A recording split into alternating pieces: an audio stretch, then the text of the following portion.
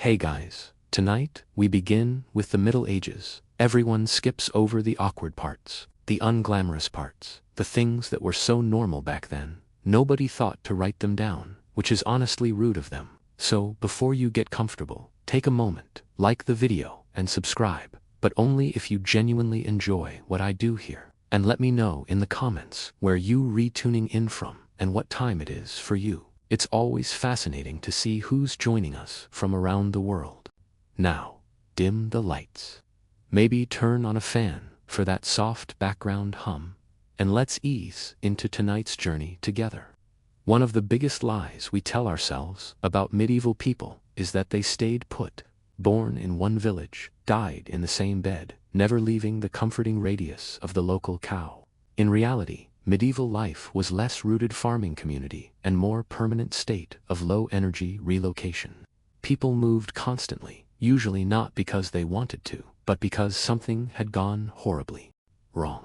Crops failed, lords raised rents, armies marched through, ate everything, and left behind the medieval equivalent of a sorry about that note, written in hoofprints.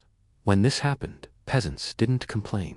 Complaining was dangerous. They packed, and by packed, I mean they grabbed whatever wasn't nailed down, argued over whether the cooking pot was worth carrying, and walked, not toward opportunity, toward maybe this place is slightly less cursed. Seasonal work added to the chaos.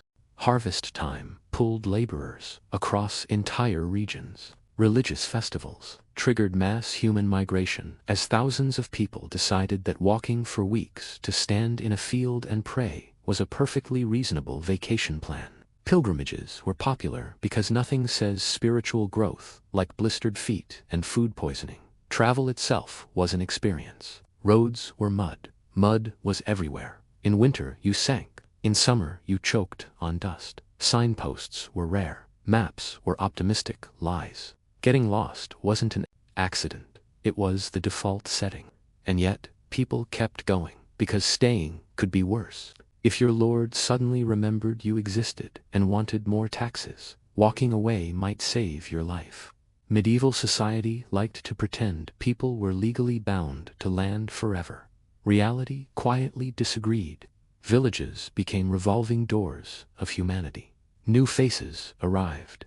Old ones vanished. Nobody asked too many questions, because tomorrow they might be the ones leaving under cover of darkness with a sack of grain and a growing sense of regret. Even gossip traveled faster than official news. A merchant with loose morals and a loud voice could spread rumors across half a kingdom faster than a royal messenger who actually knew what he was doing. So medieval people weren't static peasants trapped in time. They were tired, mobile survivors, constantly walking away from problems, usually straight into new ones. History draws borders. Medieval people walked right over them, slowly complaining the entire way. Romance in the medieval world was heartfelt, emotional, and frequently outsourced. Because while people were deeply capable of falling in love, most of them were not capable of writing it down. Literacy was rare, expensive, and mostly reserved for clergy, nobles, and that one guy in town who wouldn't stop correcting everyone. So, when medieval people wanted to express affection, devotion, or uncontrollable longing, they hired a professional, a scribe, a clerk, sometimes a monk. Nothing kills the mood like whispering your deepest feelings to a man who has sworn celibacy and is judging your grammar. Picture the scene. You enter a small room that smells like ink, parchment, and quiet disappointment. You clear your throat and say something like, "I need a letter, a love letter." The scribe nods calmly, dips his quill, and asks, "How intense are we talking?" Then comes the confession. You dictate your feelings, out loud, slowly, carefully, while another human being writes down every word with the emotional distance of someone taking grocery notes. You say, "Tell her, my heart burns for her." The scribe pauses, looks up, and asks, "Burns as in spiritually, or burns as in alarming?" And of course, there were standards. Medieval love letters followed formal structures.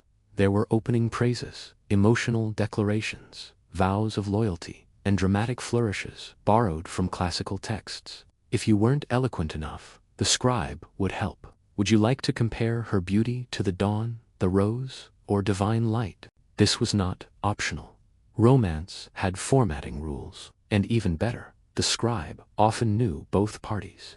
Small towns didn't offer anonymity. Your love letter might be written by someone who baptized your crush, taught her cousin to read, and absolutely knew she was already engaged. Professional discretion was encouraged. Professional silence was hopeful. Sometimes scribes reused phrases, not intentionally, but when you write dozens of love letters a year, patterns happen. Somewhere out there, two medieval lovers received suspiciously similar compliments and never compared notes. And then there's delivery. Letters were carried by messengers, friends, or whoever owed you a favor. There was no privacy seal beyond wax and trust. Anyone handling it could read it, laugh, or memorize your romantic desperation for later entertainment. Yet somehow, despite all this, medieval love letters worked. People married, affairs happened, hearts were broken, love survived quills, witnesses reused, metaphors, and monks with opinions. Romance wasn't private, it wasn't discreet, but it was sincere, even when dictated. And that might be the most medieval thing of all. In medieval society, being left-handed wasn't a harmless quirk. It was a red flag, a warning sign, a gentle suggestion from the universe that something about you was off. And by off, medieval people meant possibly cursed, morally suspicious, or one bad day away from witchcraft.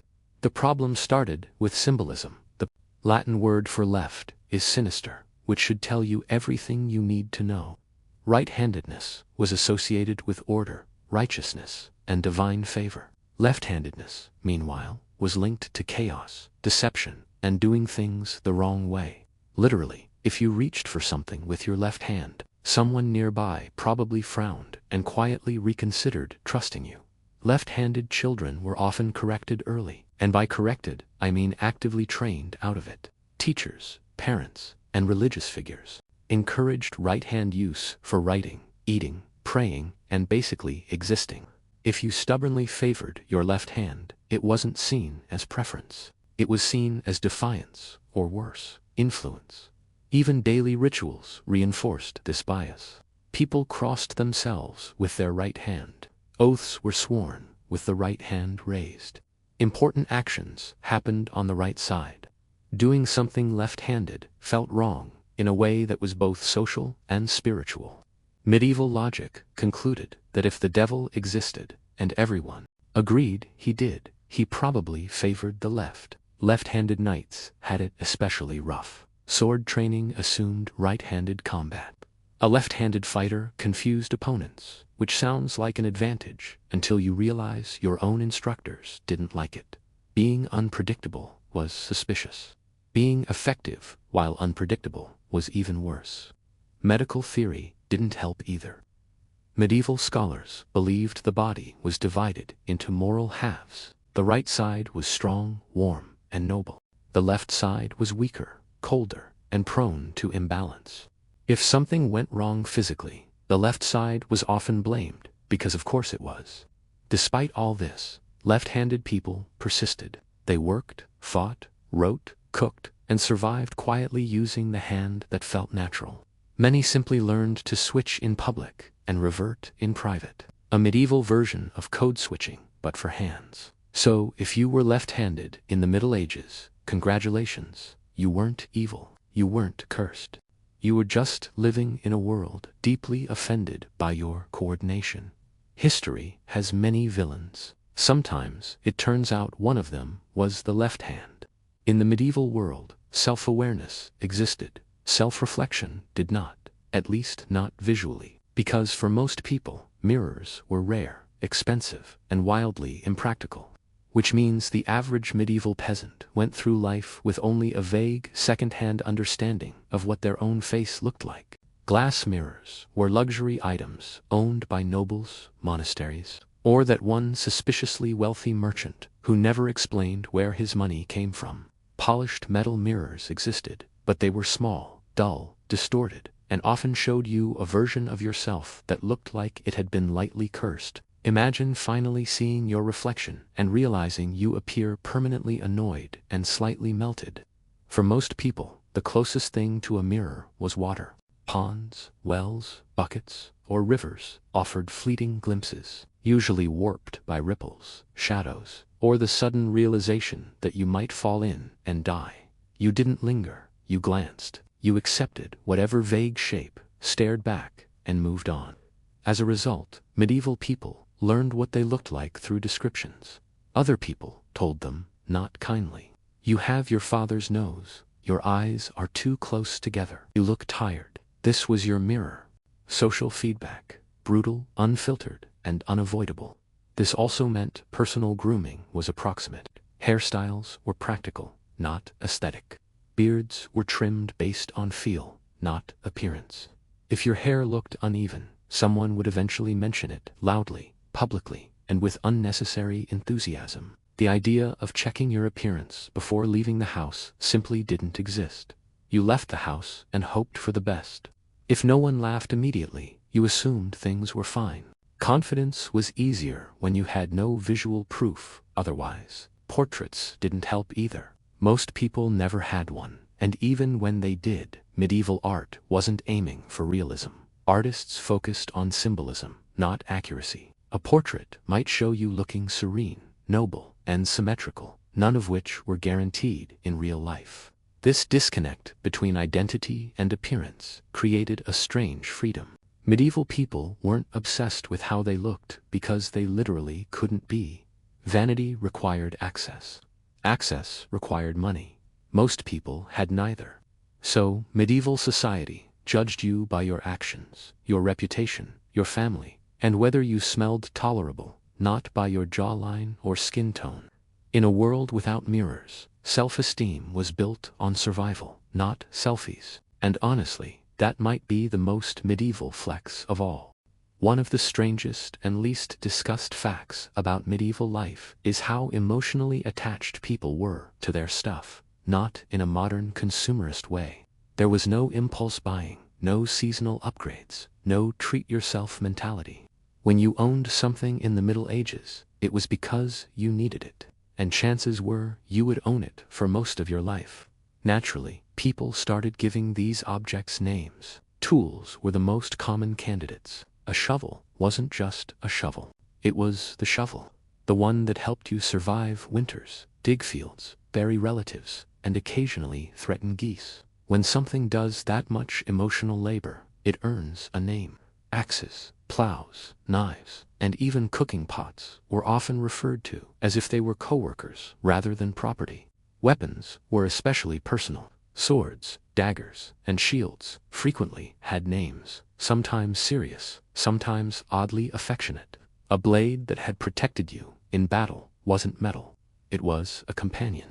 Breaking it wasn't inconvenient. It was tragic. People didn't say, "My sword snapped." They said, "I lost him." But it didn't stop there. Ovens were named. Doors were named. Bells were named. If an object was central to daily survival, it crossed the line from tool to personality. An oven that baked good bread was praised.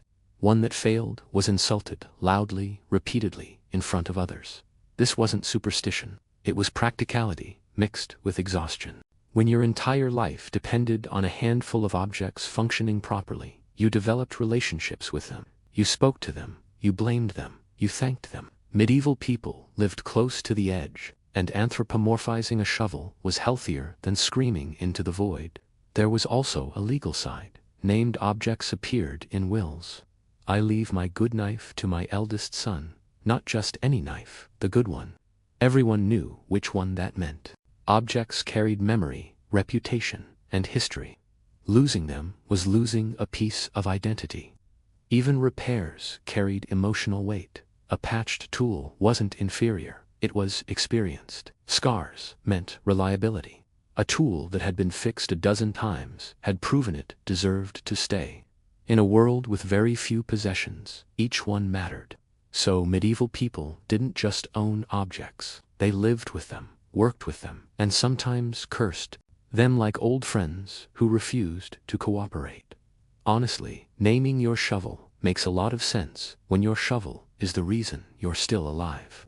In the medieval world, shoes were not fashion. They were not accessories. They were not something you casually owned 3 pairs of, just in case. Shoes were survival equipment, and losing a shoe was less oops and more this might actually ruin my year.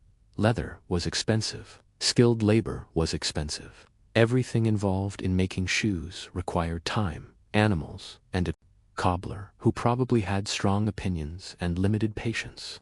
As a result, most people owned exactly 1 pair of shoes. And those shoes were expected to endure fields, mud, stones, animal waste, winter frost, summer heat, and whatever mysterious liquids medieval streets offered without explanation. So instead of replacing shoes, people repaired them constantly.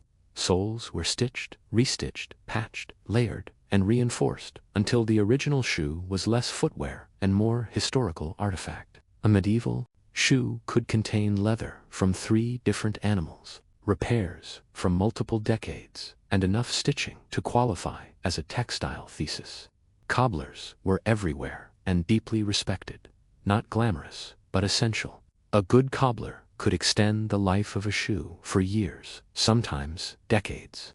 And if you found one who worked quickly and didn't judge you for the smell, you stayed loyal forever. Shoes were so valuable that they appeared in wills. Parents passed them down to children.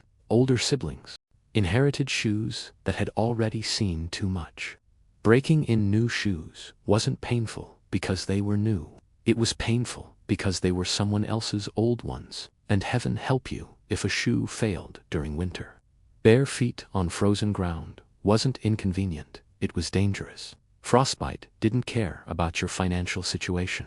So, people wrapped their feet in cloth, straw, or whatever material they could find until the cobbler could work his magic again.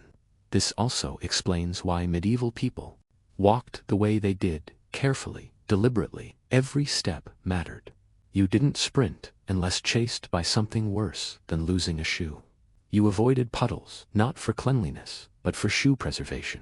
In a world without cheap replacements, durability was everything. Shoes weren't discarded, they were managed, loved, maintained, argued with. So when you picture medieval life, remember this: those worn-out, misshapen shoes weren't signs of poverty. They were signs of responsibility. If your shoes lasted, you were doing something right. One quiet fear haunted medieval life more than war, famine, or even disease: being forgotten, not dying. Dying was expected.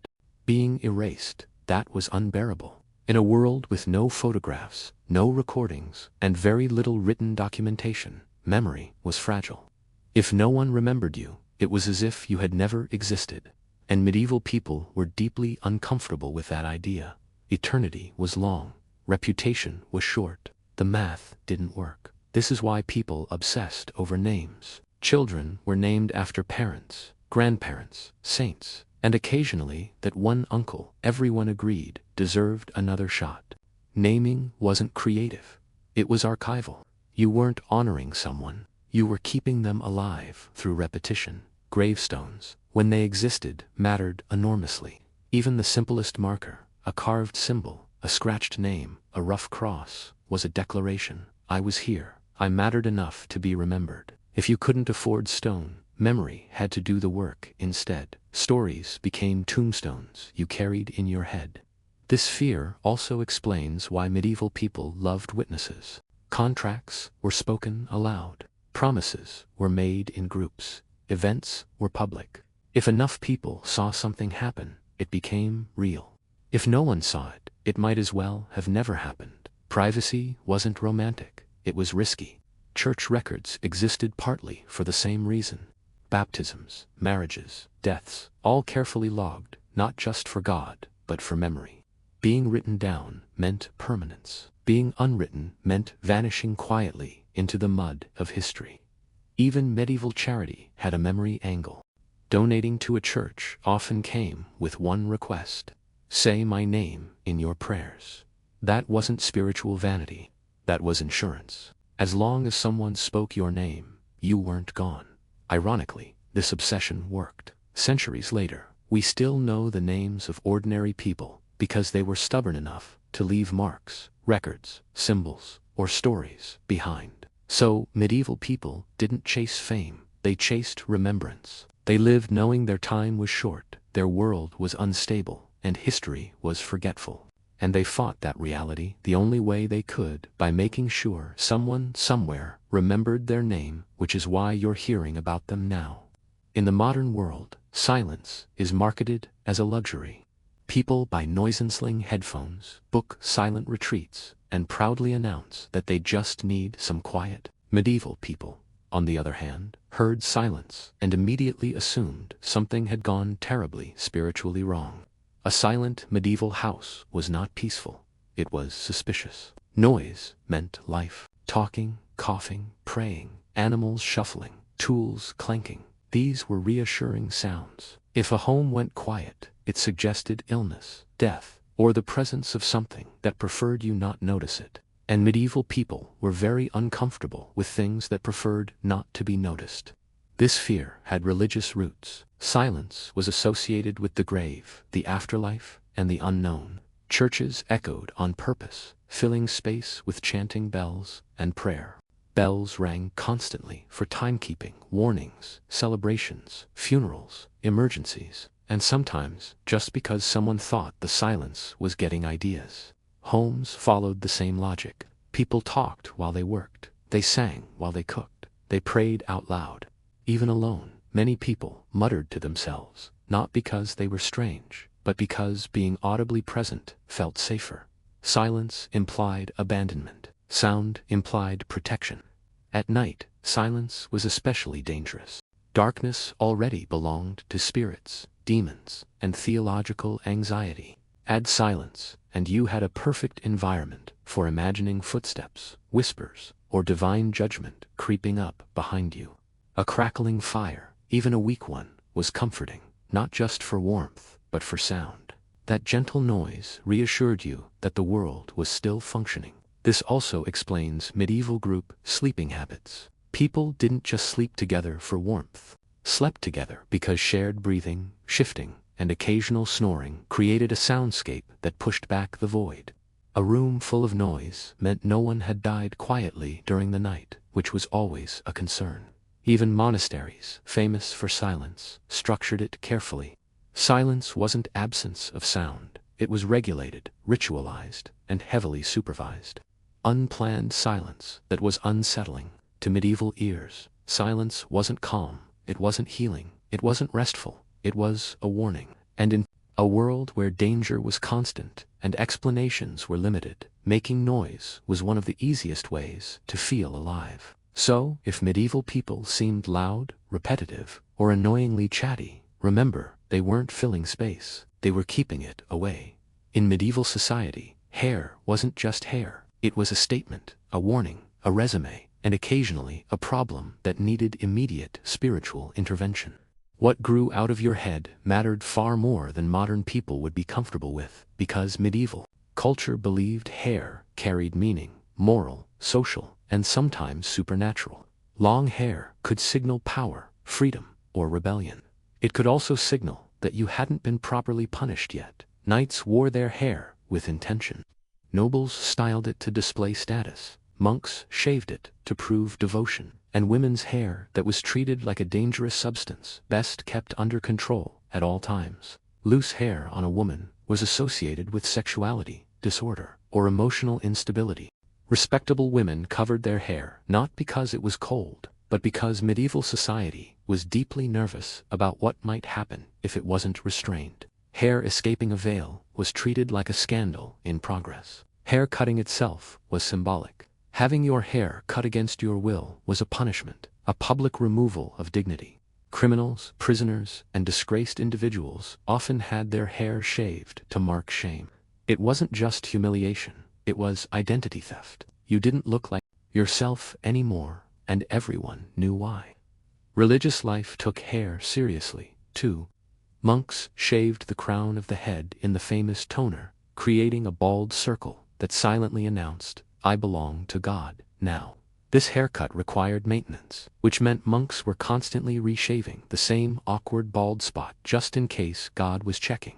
Even beards carried meaning. A beard could symbolize wisdom, masculinity, or authority. Shaving one off could be an insult, a challenge, or an emotional declaration. Medieval men didn't shave casually, they shaved with intent. And then there was the fear of hair falling into the wrong hands. Hair could be used in charms, curses, or folk magic. People believed strands carried part of your essence. Losing hair wasn't cosmetic, it was risky. Throwing it away carelessly was an invitation for someone with bad intentions and too much free time. So medieval people guarded their hair, controlled it, shaped it, and judged others by it relentlessly. Hair wasn't decoration. It wasn't personal expression. It was power sitting on your scalp, daring you to manage it correctly. And if you didn't, someone would definitely have an opinion. Medieval people did not believe all days were created equal. Some days were blessed, productive, and spiritually cooperative. Others were suspicious, deeply suspicious, deeply suspicious. And if you did anything important on the wrong day, medieval logic concluded that whatever went wrong was entirely your fault for not checking the calendar first. These unlucky days weren't rare, they were everywhere. Certain weekdays, saints' days, feast days, fasting days, astrological alignments, and vague, traditionally bad dates were all considered dangerous for specific activities. There were days you should not marry, days you should not travel, days you should not bleed, days you should not plant crops, and days you should absolutely not cut your hair, because apparently hair remembers things. Medical guides warned against procedures on the wrong days. If you were sick, it mattered when you sought treatment. Bleeding a patient on the wrong date wasn't just ineffective, it was reckless. Surgeons consulted calendars before touching you, which is comforting in theory, until you realize the calendar was based on astrology, vibes, and inherited superstition. Farmers followed the same logic. Planting on an unlucky day risked poor harvests, storms, or divine disapproval. If crops failed later, no one blamed the weather, they blamed the date. Somewhere, a calendar quietly nodded in judgment. Marriage was especially complicated. Choosing the wrong wedding day could doom a relationship before it even began. Couples delayed ceremonies for weeks to avoid cursed dates. Imagine explaining to your family that you love each other deeply, but the stars are currently unsupportive. Even travel had unlucky days. Setting out on the wrong morning meant accidents, bandits, broken carts, or mysterious misfortune. Some people would turn back if they experienced a bad omen, tripping, sneezing, hearing the wrong bird. Because clearly, the universe was saying, not today. The irony is that this belief created its own consequences. When people expected bad outcomes, they noticed them more. A bad day became bad because everyone treated it like it was already ruined. Medieval self-fulfilling prophecy was thriving. Calendars became survival manuals. Knowing which days were safe meant control in an unpredictable world. If disaster struck, at least you could say, well, I warned you about that Tuesday. So, medieval people didn't just plan their lives. They negotiated with time itself. And time, more often than not, was deeply unimpressed. In medieval times, a sneeze was not a minor inconvenience. It was an event, a moment, a potential spiritual emergency that required immediate verbal intervention from everyone nearby. Because to medieval people, sneezing wasn't just air leaving your body. It was your soul briefly considering an escape. The logic was simple and deeply unsettling. Sneezing created a moment of vulnerability. Your body convulsed, your breath stopped, your eyes closed, and for a split second, you lost control. And any moment where you lost control was clearly an invitation for spirits, demons, or general bad luck to either leave you or move in. Medieval theology did not trust gaps. This is where blessings came in. Saying, God bless you, wasn't politeness. It was damage control, a spoken seal. A quick spiritual lid slammed shut before anything invisible and malicious could take advantage of the situation. If no one blessed you after a sneeze, that was alarming. It meant your soul might be unsupervised. Sneezing during important moments was especially concerning. A sneeze during prayer, suspicious. A sneeze during a wedding, unfortunate. A sneeze while making a vow or signing a contract, potentially catastrophic. Some people would stop what they were doing entirely, wait for the moment to pass, and only then continue, because clearly the universe had tried to interrupt. Medical beliefs made it worse. Some medieval thinkers believed sneezing expelled air directly connected to the heart or brain. Too many sneezes meant weakness. Too few sneezes meant blockage. Sneezing the wrong way meant imbalance.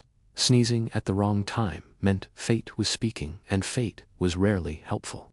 There were even interpretations based on direction. Sneezing to the right could be good. Sneezing to the left was questionable. Sneezing repeatedly meant something was very wrong and possibly involved curses, drafts, or both. Children were warned not to sneeze carelessly, which is impressive because sneezing is famously easy to control. Parents scolded kids for not covering their mouths, not for hygiene, but because open sneezing increased spiritual exposure. Medieval parenting was wild, and yet sneezing was unavoidable. Everyone did it, which meant medieval life was filled with constant low-level anxiety that your nose might betray you at the worst possible moment. So when someone blessed you after a sneeze, it wasn't kindness, it was panic wrapped in courtesy. A medieval sneeze wasn't rude, it was risky. Medieval childhood was not a long, reflective phase filled with self-discovery, toys, and carefully scheduled playdates. It was brief, brutally brief. In fact, medieval parents looked at a child and asked only one real question: can this small human be useful yet? If the answer was yes, congratulations. Welcome to the workforce. As soon as a child could walk without falling directly into a fire or a bucket, they were assigned tasks, small ones at first: fetching water, carrying sticks, scaring birds away from crops by yelling enthusiastically and flailing their arms like confused scarecrows. None of this was seen as cruel, it was normal. A household was a survival unit, and everyone participated, regardless of height. By the time a child reached what we would now call early childhood, they were already competent contributors. Boys and girls alike herded animals, gathered fuel, helped with planting, cleaned tools, watched siblings, and learned trades simply by being present. While adults worked, education wasn't separate from labor. Labor was education. There were no job interviews, no training programs, no safety instructions. You learned by doing or by watching someone else do it, or by making a mistake and not making it again if you survived. Childhood injuries weren't milestones, they were lessons. Parents didn't romanticize childhood innocence because survival didn't allow for it. Love was expressed through teaching usefulness. A capable child was a protected child. If you could work, you were valuable. If you were valuable, you were fed. This didn't mean medieval parents were heartless. They worried constantly. They protected when they could. They told stories, sang songs, and laughed with their children in rare, quiet moments. But the expectation was clear. Childhood was preparation, not pause. Teenagers were already adults in practice. Many were apprenticed out, sent to other households, or working full days long before modern society would allow them near anything sharp. By their early teens, many medieval children were already tired in a way most modern adults would recognize. Play existed, but it was squeezed between responsibilities. Games involved sticks, stones, animals, or pretending to be someone important, which usually meant pretending not to be poor. So, medieval parents didn't ask their children what they wanted to be when they grew up. They asked what they could do today, and honestly, that expectation shaped generations of survivors, whether they liked it or not. In the medieval world, signing your name was not a basic life skill, it was a flex. Literacy was rare, expensive, and mostly reserved for clergy, nobles, and that one irritating town official who insisted on reading things aloud slowly. For everyone else, identity worked a little differently. Instead of signatures, medieval people used symbols. When peasants, merchants, or craftsmen needed to confirm a contract, they didn't sign their name. They made a mark. A cross was the most common, but many people had personal symbols, simple shapes, lines, or marks they used consistently. That symbol was you. It carried legal weight. it said. Yes, I agree. Even if you couldn't read a single word of what you were agreeing to, which, to be clear, happened constantly. Contracts were often read aloud by a clerk, while everyone nodded solemnly, pretending to understand. Then you made your mark and hoped the nice man with the ink was unquietly transferring your cow, your land, and your dignity to someone else. These symbols weren't random. They became part of a person's identity. People recognized them the way we recognize signatures today. A familiar mark meant trust. A sloppy or unfamiliar one raised suspicion. Forging a mark was a crime, which is impressive considering the mark might just be a crooked line. Shop signs worked the same way since many people couldn't read. Businesses identified themselves with pictures: a boot for a cobbler, a key for a locksmith, a barrel for a tavern. You didn't need words, you needed recognition. Medieval branding was aggressively visual. Even noble families used symbols, coats of arms, seals, crests. These weren't decoration, they were legal tools. A wax seal, stamped with a family symbol, could validate a document without anyone needing to read it. Break the seal, and you broke trust. This system worked surprisingly well. It allowed a largely illiterate society to function with contracts, trade, and law through shared visual language. Identity wasn't spelled out, it was shown. So medieval people didn't sign their name because they couldn't. They marked themselves because that was enough. In a world built on memory, reputation, and witnesses, a simple symbol could carry the weight of your entire life. Death in the medieval world was common, familiar, and deeply unsettling.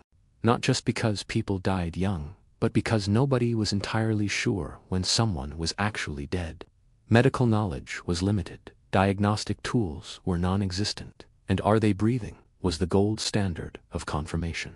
This uncertainty created one of medieval society's quiet, persistent fears: being buried alive. Comas, fainting, hypothermia, shock, and illness could all mimic death.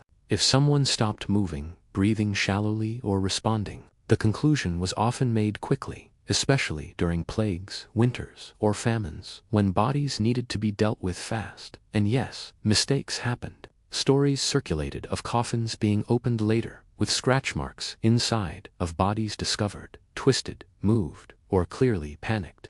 Whether all of these stories were true or slightly exaggerated didn't matter. The fear was real, and it spread. As a result, medieval people developed contingency plans. Some requested delayed burials, insisting their body be watched for days. Wakes weren't just social rituals, they were observation periods.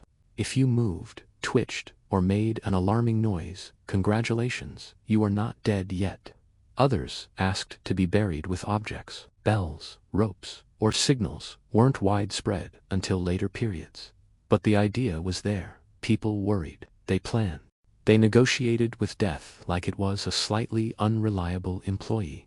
This fear also affected burial practices. Graves were shallow. Coffins were simple. In some cases, bodies were buried directly in the ground, which was horrifying in its own way, but at least made escape theoretically possible.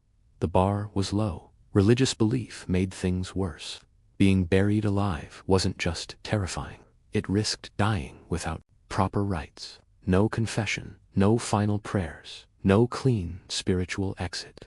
That possibility haunted people far more than physical discomfort. So medieval people didn't just fear death, they feared premature certainty. They feared silence, mistaken for stillness. They feared sleep, mistaken for eternity. And in a world where the line between life and death was thin, blurred, and poorly lit, that fear made uncomfortable sense. It's easy to imagine medieval life as an endless parade of suffering, dirt, disease, danger, and despair, stacked neatly on top of one another, like a historical misery sandwich. And yes, life was hard, painfully hard. But what often gets lost is that medieval people weren't walking around in a constant state of despair, clutching their heads and waiting for the next disaster to arrive on schedule. Most days were ordinary. An ordinary medieval life was quietly absurd. People laughed, they joked, they gossiped, they complained about neighbors, weather, prices, and authority enthusiastically. Medieval humor was blunt, crude, and extremely unfiltered.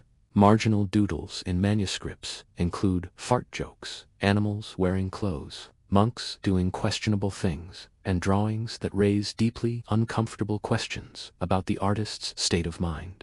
Festivals existed everywhere. Saints' days, feast days, market days. Any excuse to stop working, eat too much, drink something questionable, and forget responsibilities for a while was embraced. People danced badly, they sang loudly, they mocked authority figures with jokes that were just subtle enough to avoid punishment. Even hardship had routine. Famine wasn't a constant emergency, it was something people planned around. Illness was frightening but familiar. Death was present but not paralyzing. When everything is dangerous, you adapt emotionally or you don't survive. Absurdity became a coping mechanism. Naming tools, believing sneezes were dangerous, avoiding unlucky days, arguing with ovens, assigning personalities to objects. None of this meant medieval people were foolish. It meant they were human in a world that offered very little certainty. They found meaning in ritual, comfort in repetition, humor in exaggeration. When you can't control much, you control how you react. And medieval people reacted with creativity, stubbornness, and occasional nonsense.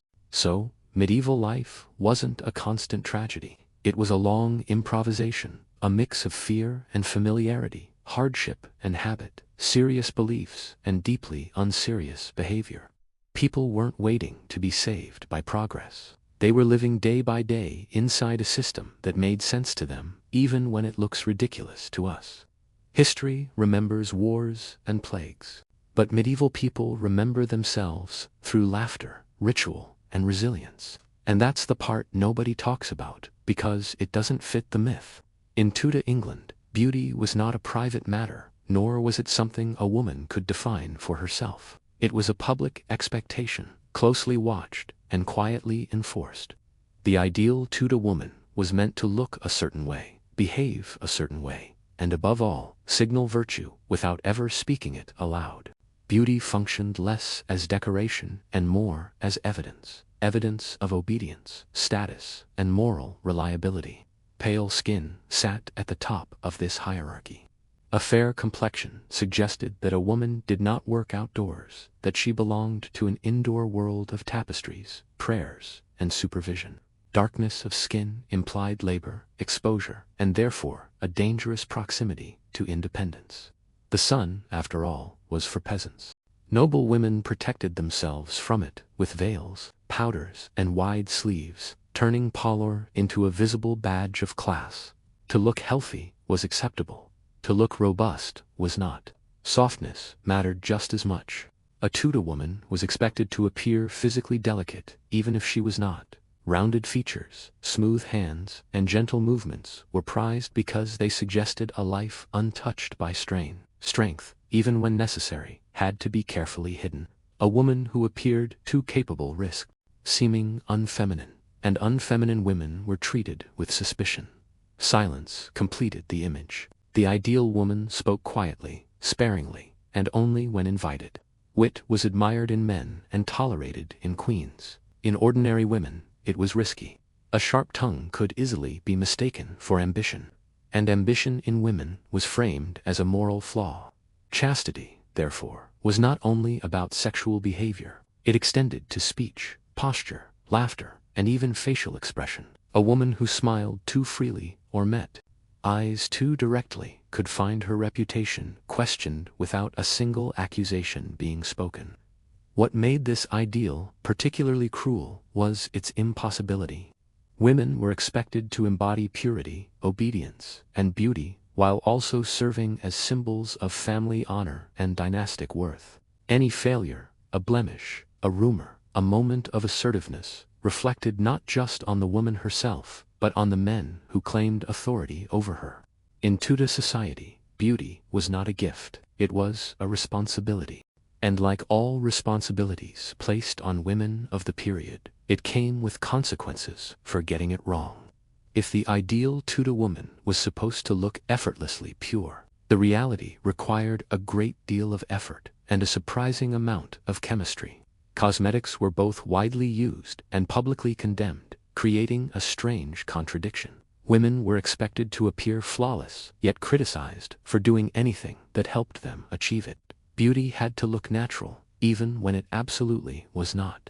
Face whitening was the most common practice. Pale skin could be enhanced with powders made from chalk, lead, or vinegar mixtures. These substances brightened the complexion and hid blemishes, but they also poisoned the skin over time. Teeth loosened, hair fell out, and faces developed sores beneath the smooth surface. Still, the risk was considered acceptable. In a society obsessed with appearances, visible decay was less threatening than visible imperfection. Rouge was used more carefully. A slight flush on the cheeks suggested youth and vitality, but too much color hinted at sexual availability. The line between health and impropriety was thin and constantly shifting. Lip color faced similar scrutiny. Red lips could signify beauty or moral danger, depending on who was doing the judging and when. What mattered most was plausibility. A woman had to look as though nature had simply been kinder to her than to others. Hair was another battlefield. Fair hair was idealized, associated with innocence and nobility. Women lightened their hair using herbal rinses, sunlight, or alkaline solutions, sometimes damaging it beyond repair. Wigs and hairpieces were common, though rarely admitted to. Once again, the illusion mattered more than the truth beneath it. The real anxiety around cosmetics came from fear of deception. A painted face was thought to mislead men, disguise age, and distort social hierarchies. Moralists argued that cosmetics allowed women to lie with their appearance, a dangerous power in a world where marriages were strategic and lineage mattered deeply. A beautiful woman, who turned out to be older, weaker, or less fertile than expected, was treated not as unfortunate, but as fraudulent. Yet, these same critics rarely offered an alternative. Women were judged harshly for visible flaws and punished socially for failing to meet aesthetic expectations. Cosmetics were condemned as dishonest, but refusing to use them could be just as damaging. The choice was never truly a choice. In Tudor England, beauty rituals were a gamble. They promised social survival while quietly eroding health and safety.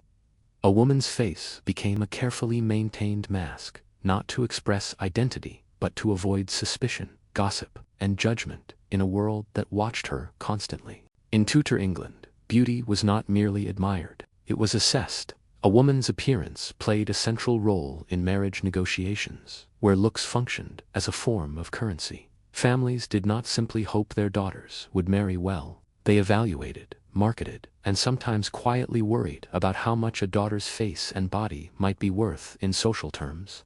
Youth mattered, above all else. A young bride promised fertility, obedience, and adaptability. Signs of age, even minor ones, reduced marital value sharply. Wrinkles, thinning hair, or a tired expression could shift a family's prospects. As a result, girls were often married early before age could complicate negotiations. Beauty was something to be leveraged quickly before it faded or was questioned. Physical symmetry and health were closely scrutinized. Strong teeth, clear skin, and balanced features suggested good breeding and reliable childbearing. Defects, illnesses, or visible scars raised fears of weak offspring or hidden moral flaws. The body became a resume, silently read by prospective husbands and their families. Love rarely entered the discussion. What mattered was suitability, alliance, and reputation. Dowries worked alongside appearance, but they did not replace it. A wealthy family might compensate for plain looks with land or money, but beauty could amplify a modest dowry dramatically. In some cases, appearance determined whether negotiations happened at all. A woman deemed unattractive might never be formally considered, regardless of her intelligence or character. Silence followed rather than rejection, which was often more painful. For women, this process encouraged constant self-surveillance. Posture, speech, dress, and expression were refined to enhance appeal without seeming deliberate. A woman who appeared too eager risked seeming desperate. One who appeared indifferent risked seeming cold or difficult. Every gesture was calculated to present compliance, fertility, and moral reliability in equal measure. Once married, beauty did not lose its importance. A wife was expected to remain attractive to secure her husband's affection and loyalty, especially in elite households where mistresses were common. A decline in appearance could invite comparison, humiliation, or abandonment. Beauty, a lifelong obligation rather than a temporary advantage. In this system, appearance was power, but fragile power. It could open doors, shape alliances, and improve a family's fortunes. Yet it also reduced women to surfaces, judged before they spoke and remembered primarily for how they looked when they were young. Marriage in the Tudor world did not free women from aesthetic judgment. It simply made the stakes permanent. If ordinary Tudor women were judged quietly, queens were judged relentlessly. Their bodies were no longer private or symbolic. They were political assets. Every feature, every change in appearance, and every rumor surrounding a queen's body carried implications for the stability of the realm. Beauty, fertility, and behavior were fused into a single public obsession. The queen's appearance mattered from the moment marriage negotiations began. Portraits were exchanged like diplomatic tools, carefully adjusted to flatter and reassure. These images were not meant to deceive so much as to promise. A beautiful queen suggested a fruitful marriage, healthy heirs, and divine favor. If reality failed to match the image, disappointment quickly turned to suspicion. Once crowned, queens lived under constant scrutiny. Weight gain, weight loss, illness, or exhaustion were interpreted as signs of pregnancy, infertility, or moral failure. The queen's body became a public text, endlessly read and reinterpreted. When pregnancies succeeded, her beauty was celebrated as proof of legitimacy. When they failed, whispers followed, often blaming her appearance, habits, or supposed inadequacies. Queens were also expected to embody contradictory ideals. They had to appear fertile, yet modest, commanding yet gentle, splendid yet restrained. Clothing played a crucial role. Rich fabrics and jewels demonstrated royal authority, while excessive display risked accusations of vanity or moral looseness. Even color choices carried meaning. White suggested purity. Red could signal power or danger, depending on context. There was no neutral option. The pressure intensified with failure. Anne Boleyn's body was scrutinized after each miscarriage, her changing appearance cited as evidence of divine disfavor. Catherine of Aragon's aging body became a political problem used to justify her replacement. Jane Seymour's brief reign was framed almost entirely around her ability to produce a male heir, after which her body was no longer discussed because it was no longer useful. Even Elizabeth I, who ruled without marrying, could not escape this surveillance. Her carefully controlled image balanced youth, chastity, and authority long after reality made this impossible. Cosmetics, wigs, and symbolic portraiture allowed her to rule through an image that defied time itself. Her beauty became a political performance maintained to reassure subjects and intimidate rivals. In Tudor England, queens were not allowed to age, weaken, or change in peace. Their bodies belonged to the state. Beauty elevated them, but it also trapped them, transforming flesh into policy and appearance into a matter of national security. In Tudor England, a woman's beauty was assumed to have an expiration date. Youth was celebrated, maturity tolerated, and aging quietly feared. While men were allowed to grow into authority, wisdom, and respect, women were expected to preserve the appearance of youth long after it naturally faded. Aging was not treated as a normal process, but as a personal failure. The physical signs of age carried social consequences. Wrinkles, thinning hair, weight changes, and dental decay were read as evidence of declining worth. An older woman's beauty was rarely reinterpreted as dignity or experience. Instead, she risked becoming invisible, or worse, suspicious. Youth suggested fertility and obedience. Age suggested independence, memory, and influence, qualities that made Tudor society uneasy. This anxiety was especially strong among elite women. Their value had often rested on marriage prospects and fertility, both of which diminished with age. Once a woman passed childbearing years, her social leverage weakened dramatically. Widows could sometimes reclaim authority through wealth or family connections, but even then their appearance remained a point of commentary. A widow who dressed too richly risked ridicule. One who dressed too plainly risked irrelevance. Cosmetics, wigs, and fashion became tools of resistance. Older women used them not only to preserve beauty, but to delay social disappearance. The same practices condemned in younger women were quietly tolerated in older ones so long as they maintained decorum. The illusion of youth, even a fragile one, was preferable to visible aging. Yet this effort was emotionally exhausting. Women lived with constant awareness that time worked against them. Every year carried the risk of becoming less desirable, less influential, and less protected. Aging women were often caricatured as bitter, lustful, or manipulative stereotypes that justified their marginalization. The feared figure of the old woman hovered at the edge of Tudor culture, a warning of what happened when beauty no longer shielded femininity. For queens and noblewomen, aging carried political danger. A queen past her fertile years could be seen as a dead end for dynastic hopes. Advisors and rivals watched closely for signs of decline, using appearance as a proxy for usefulness. Elizabeth's elaborate visual control was a response to this fear. She refused to allow age to become visible because visibility invited challenge. In Tudor England, aging stripped women of the protection beauty provided. What remained was vulnerability.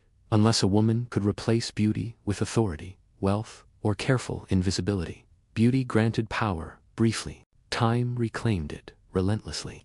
In Tudor England, a woman's appearance was never morally neutral. Beauty attracted admiration, but it also invited suspicion. A woman who was noticeably beautiful risked being seen not as fortunate but as dangerous. Her looks were interpreted as tools, either deliberately sharpened or divinely suspect, capable of leading men astray. This suspicion was rooted in long-standing religious and cultural beliefs. Female beauty was associated with temptation, deception, and disorder. Sermons and moral tracts warned that a woman's face could unman a man, distract him from duty, and pull him toward sin. Beauty, therefore, was not simply something a woman possessed. It was something she was expected to control for the sake of others. When scandals occurred, appearance often shaped blame. If a woman was accused of adultery, manipulation, or ambition, her beauty was cited as evidence. Attractive women were assumed to be more sexually available and morally unstable. Plain women, by contrast, were often ignored rather than condemned. Beauty made women visible, and visibility made them vulnerable.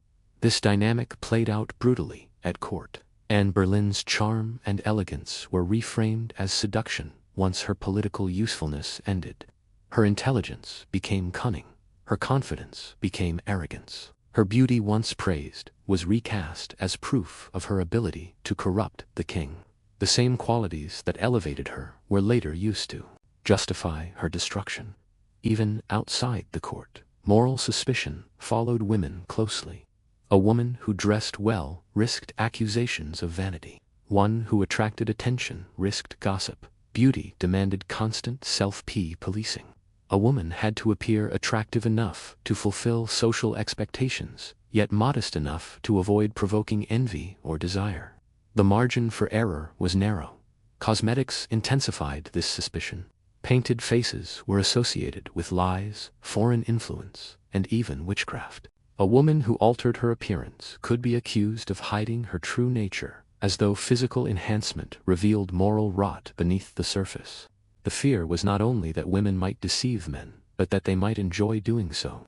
In this environment, beauty became a liability as much as an asset. Women learned to deflect attention, minimize praise, and downplay their looks in public speech. Compliments were met with denial. Admiration was treated as a risk rather than a reward. Tudor society admired beauty in theory, but distrusted it in practice. For women, being beautiful meant living under suspicion, praised when useful, condemned when convenient, and always one rumor away from disgrace. Tudor beauty ideals were not created by women, nor were they maintained for women's benefit. They functioned within a system that tied female appearance directly to male authority. A woman's body and face were treated as reflections of the men who governed her, her father, her husband, or her king. Beauty, therefore, was not self-expression. It was a public statement about male control. A well-presented woman suggested a well-ordered household. Her modest dress and composed demeanor implied that a man was successfully managing his domestic sphere. If a woman appeared too bold, too lavish, or too visible, it reflected poorly on the men responsible for her. Her appearance became evidence in an unspoken evaluation of masculine competence. This dynamic explains why men regulated female beauty so closely. Some Thai laws restricted what women could wear based on class, ensuring that appearance reinforced hierarchy. Hairstyles, fabrics, jewelry, and even sleeve widths were subject to scrutiny. These rules were less about taste and more about containment. Women were not meant to confuse social boundaries through appearance. At court, this control intensified. Courtiers understood that a woman's visibility could translate into influence. A beautiful woman attracted attention. Attention created access. Access created power. For men, competing for favor, controlling how women appeared and how they were perceived, became a political strategy. Praise could elevate. Rumor could destroy. Male anxiety also shaped the ideal of silence. A woman who spoke too much disrupted the visual order men tried to maintain. Words introduced unpredictability. Beauty, by contrast, could be admired, judged, and contained. A quiet woman was easier to read, easier to manage, and easier to place within existing hierarchies. Yet, this system was unstable. Men relied on women's beauty to advance family interests, while fearing its effects. They encouraged attractiveness, but punished autonomy. A woman who understood the power of her appearance and used it intentionally risked accusations of manipulation. Ignorance was safer than awareness. Even queens were subject to this logic. Elizabeth I carefully shaped her image to assert authority without threatening masculine norms to directly. Her beauty was symbolic, controlled, and framed as service to the state rather than personal ambition. She mastered the system by appearing to submit to it. In Tudor England, female beauty was never simply about women. It was a language men used to measure control, maintain hierarchy, and negotiate power with one another. Women bore the consequences, but the system served male insecurity as much as male dominance. Despite the restrictions placed on them, Tudor women were not passive subjects of beauty culture. Within narrow limits, they learned to adapt, negotiate, and occasionally resist. Open defiance was rare and dangerous, but subtle manipulation of appearance offered one of the few available forms of agency. Clothing became a tool of careful signaling. While some two laws defined what women should wear, enforcement was uneven. Women pushed boundaries through fabric quality, embroidery, and accessories that technically complied while still attracting attention. A sleeve cut slightly wider, a richer shade of dye, or a carefully chosen jewel could communicate status and ambition without open violation. The message was visible to those who knew how to read it. Cosmetics, too, could function as quiet resistance. Though condemned in moral discourse, they allowed women to control how they were perceived in a society that valued appearance above honesty. Whitening the face, softening features, or disguising age-delayed social consequences. This was not vanity so much as survival. A woman who looked acceptable was safer than one who looked honest. Speech and demeanor offered similar strategies. Women learned when to remain silent and when to speak indirectly. Compliments were deflected. Praise was reframed as obligation. Confidence was masked as humility. These performances allowed women to participate in social life without triggering accusations of arrogance or ambition. It was a form of constant negotiation rather than submission. Some women exploited beauty expectations deliberately. Ladies at court understood how attention functioned. A carefully timed appearance, a controlled display of elegance, or a strategic absence could influence outcomes without formal authority. Influence rarely left records, but its effects were felt. Beauty could open doors that rank alone could not. Even Elizabeth I's image can be read as resistance as much as conformity. She refused marriage, controlled her representation obsessively, and used beauty symbolically rather than personally. Her face became an icon, not a vulnerability. By turning herself into an image, she avoided becoming a possession. Resistance in Tudor England was rarely loud. It was encoded in fabric, gesture, timing, and silence. Women did not reject beauty standards outright, but they learned to maneuver within them, bending expectations without breaking them. The system remained intact, but it was never as simple or as total as it pretended to be. Beauty constrained Tudor women, but it also gave them tools. Used carefully, appearance could protect, influence, and occasionally subvert the very rules meant to confine them. By the end of the Tudor period, one truth remained clear: beauty was never neutral. It offered women access, visibility, and influence, but it also placed them under constant judgment.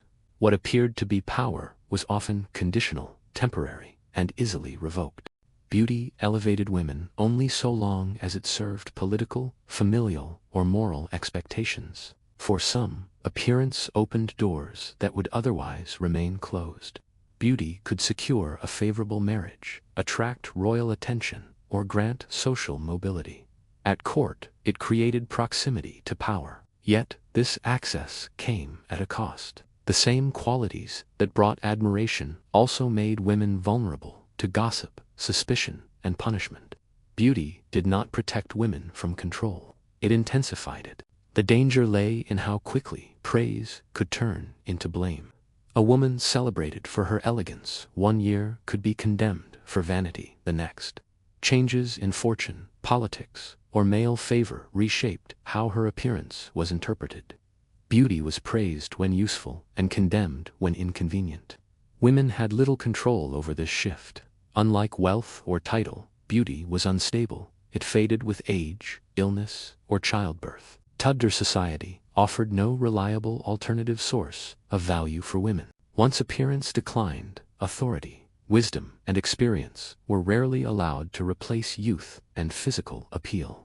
For many women, beauty was their most visible asset and their most fragile one. Queens demonstrated this contradiction most clearly. Their beauty symbolized legitimacy, fertility, and divine approval, yet bound them to impossible standards. Elizabeth I's reign proved that mastery of image could sustain power, but only through relentless control and sacrifice. Her success was exceptional, precisely because the system was stacked against women. For ordinary women, the stakes were quieter, but no less real. Appearance shaped reputation, marriage prospects, and daily treatment. Beauty offered leverage, but demanded constant performance. Failure, whether through aging, illness, or rumor, carried consequences that could not easily be reversed. In the Tudor world, beauty functioned as both currency and cage. It allowed women limited movement within rigid structures, but never true freedom. The power it offered was real, yet precarious. And for most women, the cost of maintaining that power was lifelong vigilance in a society that never stopped watching. The Isthmian Games took place on one of the most strategically important strips of land in the ancient Greek world. The Isthmus of Corinth was a narrow bridge between mainland Greece and the Peloponnese, a place where land routes met sea lanes and where movement never truly stopped. Ships passed on either side, hauled across the land, or docked nearby, while merchants, sailors, envoys, and travelers flowed through Corinth every day. When the Isthmian Games began, this constant motion intensified rather than paused. The festival was held in honor of Poseidon, the god who ruled the seas, shook the earth, and governed horses. For Corinth, this was not symbolic worship. Poseidon was the god who protected their ships, their harbors, and their wealth. His sanctuary lay just outside the city, surrounded by pine trees and open ground, close enough to feel connected to Corinth's power, yet distant enough to be sacred. During the Games, this space became the heart of the Greek world. Unlike the Olympic Games, which required a long journey inland and weeks of travel, the Isthmian Games were easy to reach. This accessibility shaped their character. Sailors could attend between voyages. Traders could combine business with spectacle. Diplomats arrived knowing they would encounter rivals and allies in one place. The Games were pan-Hellenic, but they felt practical, busy, and alive. Athletic competition was only one part of the event. Religious rites opened the festival with sacrifices made to Poseidon and processions moving through the sanctuary. The smell of burning offerings mixed with sea air. Victories were framed not just as physical triumphs, but as signs of divine favor. To win at Corinth was to impress both gods and men. The setting mattered deeply. Surrounded by trade routes and wealth, the Isthmian Games became a place where reputation could be built quickly. Athletes gained fame, cities advertised power, and individuals sought recognition beyond their local communities. Poets recited verses, musicians performed, and philosophers found audiences among the crowds. Even those who did not compete found ways to be seen. The Isthmian Games were not a retreat from everyday life. They amplified it. Held between two seas, they turned movement, competition, and ambition into ritual, proving that in ancient Greece, sacred celebration and worldly success often occupied the same space. At the center of the Isthmian Games stood Poseidon, a god whose authority matched Corinth's ambitions. Unlike Zeus, who ruled from distant heights, Poseidon was immediate and unpredictable. He commanded the seas that fed Corinth's trade, the earthquakes that could destroy cities without warning, and the horses that symbolized speed, prestige, and control. Honoring him was not optional. It was a matter of survival. The Games began with ritual, not sport. Before any contest took place, sacrifices were offered at Poseidon's sanctuary. Bulls, rams, and other animals were presented at the altar, their blood sealing the bond between God and community. These rites reminded participants that victory did not come from strength alone.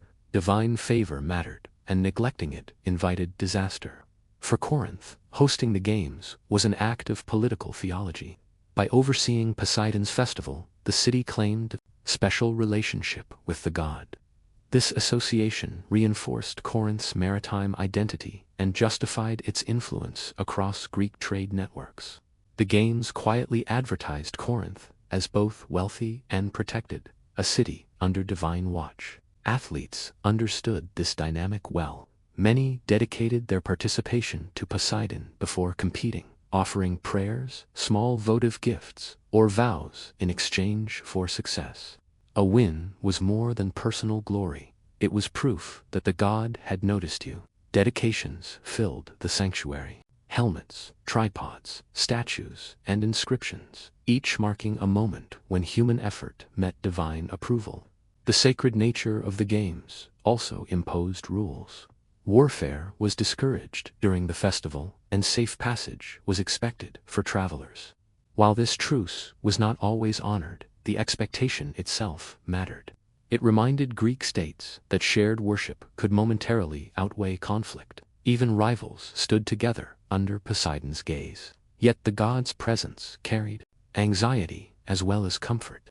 Poseidon was known for sudden wrath. Storms, earthquakes, and shipwrecks were read as signs of displeasure. The Games, therefore, carried an undercurrent of urgency. Rituals had to be performed correctly. Offenses could not be ignored. Mistakes risked more than embarrassment. The Isthmian Games were not entertainment dressed as religion. They were religion enacted through competition. Every race, song, and sacrifice unfolded beneath the awareness that the sea god was watching, and that his favor could lift a man, a city, or cast them suddenly down. Once the rituals were complete, the focus shifted to the athletes themselves. The Isthmian Games attracted competitors from across the Greek world, each arriving with months or years of preparation behind them. Training was intense and relentless. Athletes lived disciplined lives, shaping their bodies through repetitive drills, strict diets, and constant supervision. Victory at Corinth promised fame that traveled quickly along the same trade routes that fed the city. Events included foot races, wrestling, boxing, pancration, and chariot contests.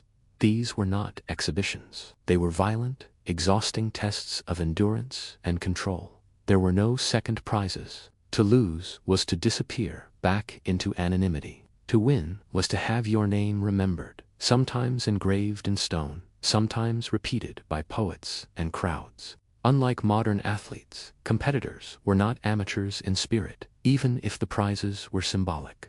Wreaths of pine or later celery crowned the winners, but the real rewards followed afterward. Victorious athletes returned home to honors, public meals, financial rewards, and political influence. A win at the Isthmian Games could elevate an entire family. The games also reflected regional styles. Some cities became known for producing strong wrestlers, others for fast runners or skilled charioteers. These reputations mattered. Athletes did not compete as isolated individuals. They carried the pride and expectations of their cities with them. A loss could be embarrassing. A victory could be weaponized in diplomacy. The atmosphere was tense. Competitors trained in full view of spectators, watched by rivals and potential critics. Accusations of cheating were common. Bribery, illegal techniques, and unsportsmanlike behavior existed despite rules and judges. The games were sacred, but they were not innocent. Yet beneath the rivalry was shared understanding. Athletes recognized one another's suffering. Injuries were common. Broken bones, concussions, and permanent damage were accepted risks. To compete at Corinth meant accepting pain as part of devotion and ambition. The Isthmian Games celebrated physical excellence, but they also revealed something darker. Glory was fragile. One misstep, one stronger opponent, one unlucky moment could end everything. Still, athletes returned, driven by the hope that this time Poseidon would favor their strength and the crowd would remember their name. The Isthmian Games were not only a contest of bodies, but of voices. Alongside athletes, musicians arrived in Corinth, seeking recognition in a different arena. Performance was woven into the fabric of the festival, reinforcing the idea that excellence did not belong solely to physical strength. Song, rhythm, and verse mattered just as much. Musical competitions featured lyre players, flute performers, and singers who performed hymns to the gods or epic narratives drawn from myth and history. These performances were judged publicly, and like athletic events, they carried prestige. A skilled musician could gain lasting fame, especially if their performance pleased influential listeners. Music shaped the emotional rhythm of the festival, alternating between celebration, tension, and reverence. Poets used the games as an opportunity to test their work before large and diverse audiences. The Isthmian Games attracted people from across Greece, making them an ideal platform for spreading new verses. A successful poem could travel far beyond Corinth, repeated by listeners as they returned home. In this way, the games functioned as a cultural broadcasting center long before writing reached mass audiences. Victory odes played a special role. Poets composed verses praising winning athletes, cities, and patrons. These odes elevated athletic success into moral and civic achievement, framing victory as proof of discipline, virtue, and divine favor. Fame did not end when the wreath was removed. It was preserved through words. The presence of poets also reinforced Corinth's status as a cultural hub. Wealthy patrons commissioned performances to enhance their reputation, turning art into a form of social currency. Applause mattered, but so did who was seen applauding. Artistic success, like athletic victory, depended on visibility. The soundscape of the Isthmian Games was constant and overwhelming. Cheers from the stadium blended with music, chanting, bargaining, and prayer. Sacred hymns echoed near Poseidon's sanctuary, while laughter and argument filled the surrounding grounds. Silence was rare in this environment. Performance was competitive by nature. Musicians and poets faced the same pressure as athletes. One chance to impress, little tolerance for failure, and no guarantee of reward. Yet they returned, driven by the same desire for recognition. The Isthmian Games proved that Greek competition extended beyond physical dominance. Excellence had many forms, and in Corinth, every voice competed to be heard. Beyond the stadiums and sanctuaries, another competition unfolded, quieter, louder, and far more profitable. The Isthmian Games were a commercial event as much as a sacred one. Wherever large crowds gathered in the ancient world, merchants followed, and Corinth's position between two seas made it an ideal marketplace. Temporary stalls filled the open spaces around the sanctuary. Traders sold food, wine, oil, textiles, tools, perfumes, and small luxury items aimed at visitors eager to spend. Artisans offered figurines of Poseidon, miniature wreaths, and souvenirs, marking attendance at the games. Even athletes and performers became customers, purchasing supplies or commissioning equipment while they waited to compete. Money changed hands constantly. Wages were placed on athletic events despite official disapproval. Betting added another layer of tension to competitions already charged with pride and honor. Victories could enrich not only athletes, but those who backed them. Losses stung just as deeply. Corinth benefited enormously from this activity. Hosting the games allowed the city to assert economic dominance while appearing generous and pious. Taxes, harbor fees, and lodging all fed into the city's wealth. Visitors needed ships repaired, animals housed, and supplies replenished. The games stimulated every layer of local industry.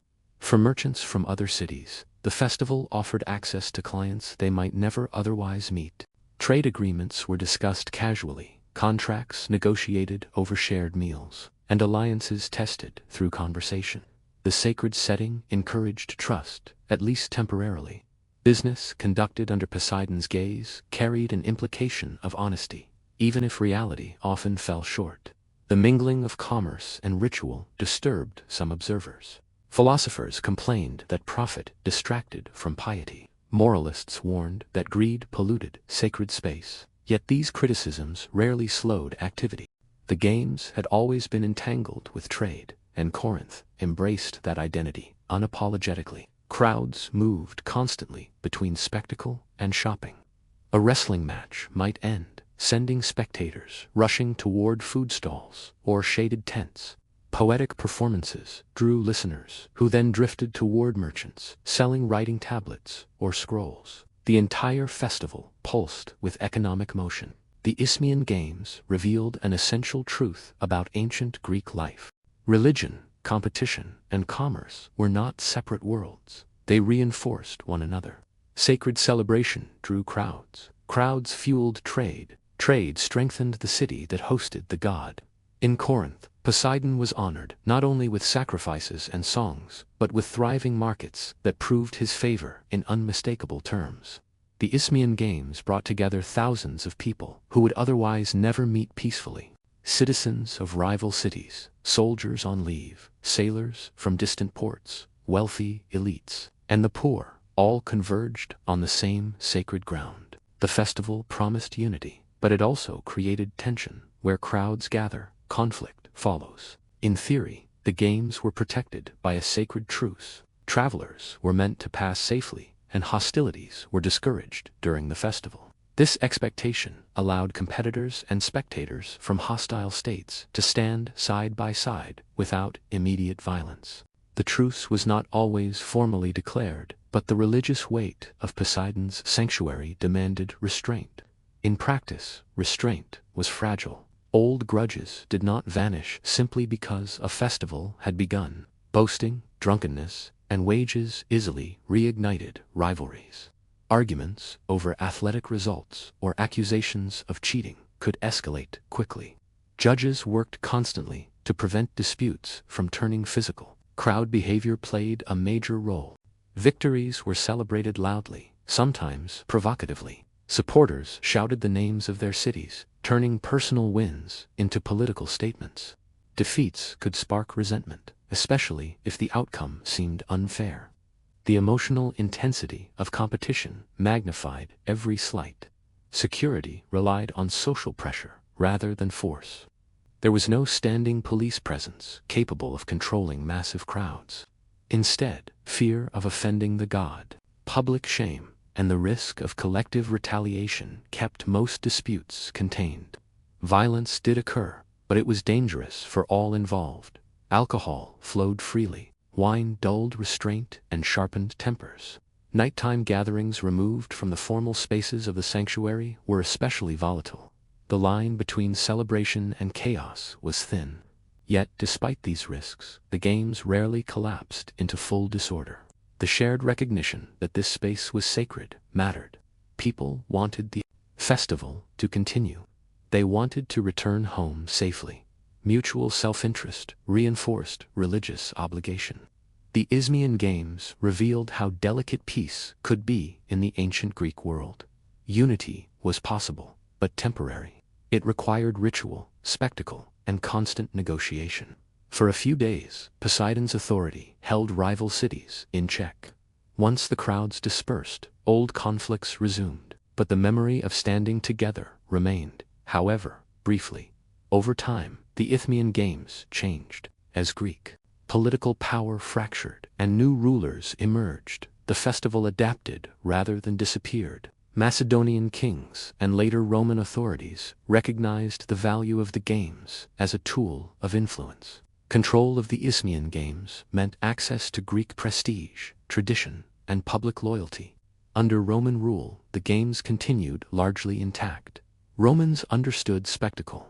They supported the festival, funded repairs to sanctuaries, and sometimes presided over ceremonies. Participation expanded beyond the Greek world. Athletes, performers, and spectators arrived from across the empire, turning the Isthmian Games into an international event. This expansion altered the character of the festival. Competition intensified, but commercialization deepened. Wealthy patrons sponsored events to display generosity and secure public favor. Roman officials used the games as stages for announcements and political theater. Sacred tradition remained, but it shared space with imperial authority. Some Greeks viewed these changes with suspicion. They worried that Roman involvement diluted the religious seriousness of the festival. Others welcomed the stability and resources Rome provided. The games survived precisely because they could serve new masters without losing their core identity. The physical landscape evolved as well. Infrastructure improved. Roads, seating, and facilities expanded to accommodate larger crowds. Corinth itself was rebuilt and repopulated after Roman destruction, and the games played a role in restoring its prominence.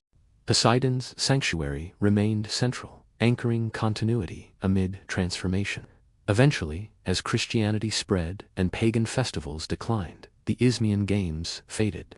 Without state support or religious centrality, they could not survive. Yet their influence endured.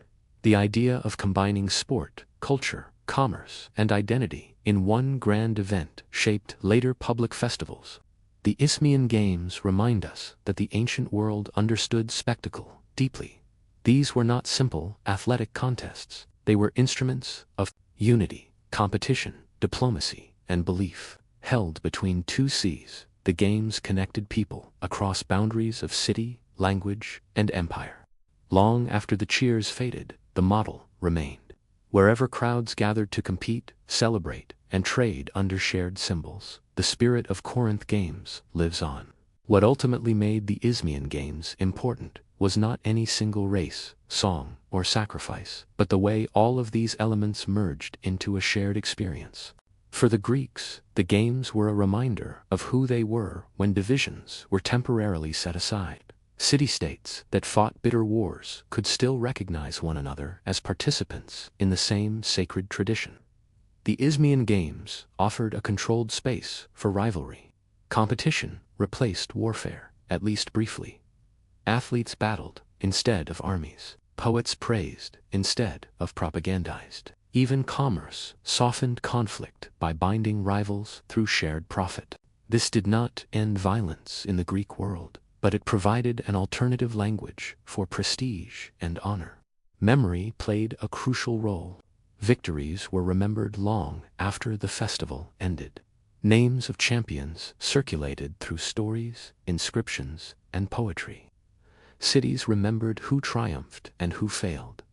These memories shaped identity. A single victory could define a lifetime. A single disgrace could linger for generations. The games also taught lessons about order, rules, judges, rituals, and sacred boundaries, all reinforced the idea that competition required structure. Strength without restraint was dangerous. Skill without respect for the gods was meaningless. The festival balanced chaos and control, reminding participants that excellence demanded discipline. For Corinth, the games became part of civic identity. Hosting the Isthmian Games declared the city's importance to the Greek world. Even after political fortunes shifted, the memory of the festival reinforced Corinth's role as a meeting point of cultures, trade, and ideas. In later centuries, writers looked back on the Isthmian Games as symbols of a shared past. They represented a time when Greek identity was expressed not through conquest alone, but through excellence, creativity, and ritual. The games were idealized, even as their realities were forgotten. What survived was the idea that large gatherings could shape culture, that sport, art, and belief could reinforce one another, that shared spectacle could momentarily overcome division. The Isthmian Games mattered because they revealed how ancient societies understood power, not only through force, but through participation. To attend was to belong, to compete was to be seen. And for a brief moment between two seas, the Greek world gathered to watch itself perform. The end of the Isthmian Games did not arrive with a final trumpet or a remembered champion. It came quietly, as traditions often do, worn down rather than destroyed. As the ancient world changed, the foundations that had sustained the games slowly eroded. Religion, politics, and public life no longer aligned in the way they once had. The greatest shift was religious. As Christianity spread across the Roman Empire, festivals dedicated to the old gods lost their meaning and protection. Poseidon's sanctuary, once alive with sacrifice and song, became an artifact of a fading belief system. Without the god at the center, the games lost their sacred authority. Competition without divine purpose felt hollow, even dangerous to a new religious order. State support disappeared as well. Roman officials, who had once sponsored and exploited the games for prestige, now turned their attention elsewhere. Resources were redirected. Infrastructure decayed.